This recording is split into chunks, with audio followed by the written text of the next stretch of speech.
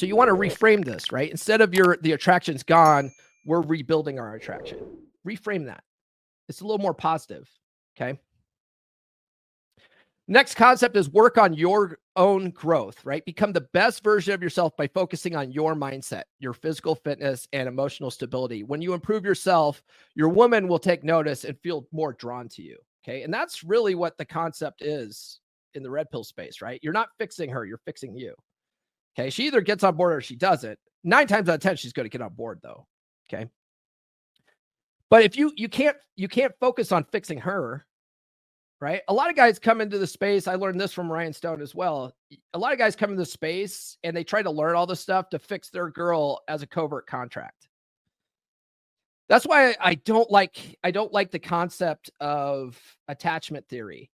There's a lot of coaches out there now that are preaching the gospel of attachment theory, and they're like, oh well, if you do this and your girl's an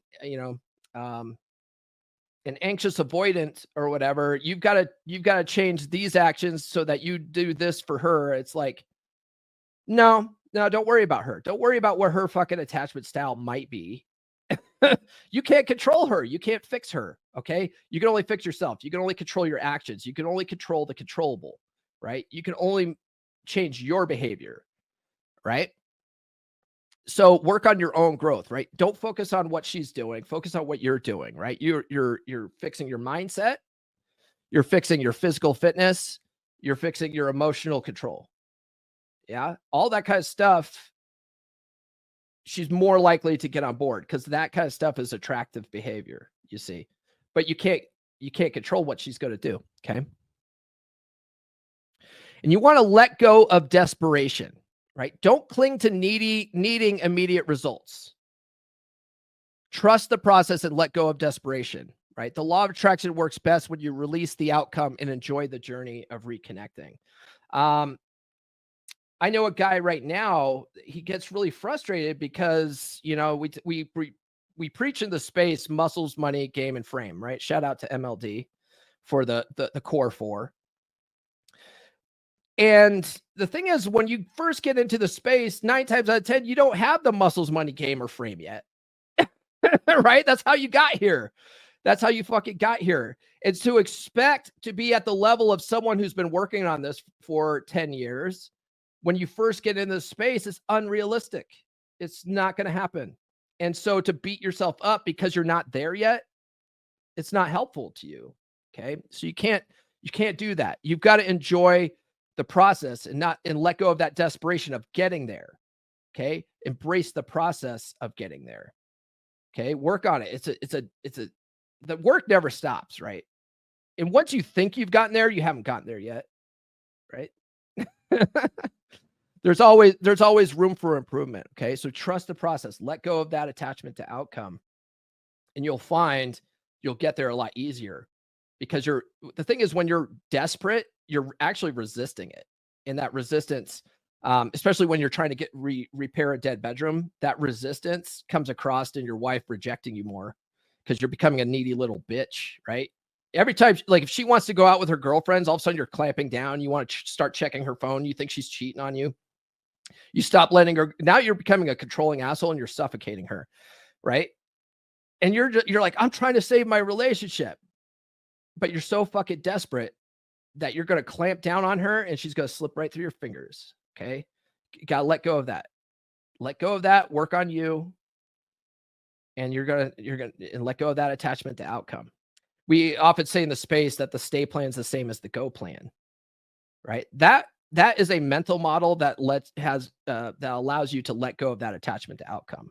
Okay. The thing is, when you let go of that attachment to outcome, you're more likely to get the outcome you want. It's weird. It's almost woo-woo, guys. Guys, join the beer club. beer.comeonmanpod.com. It's a good group of dudes. It's only $10 a month.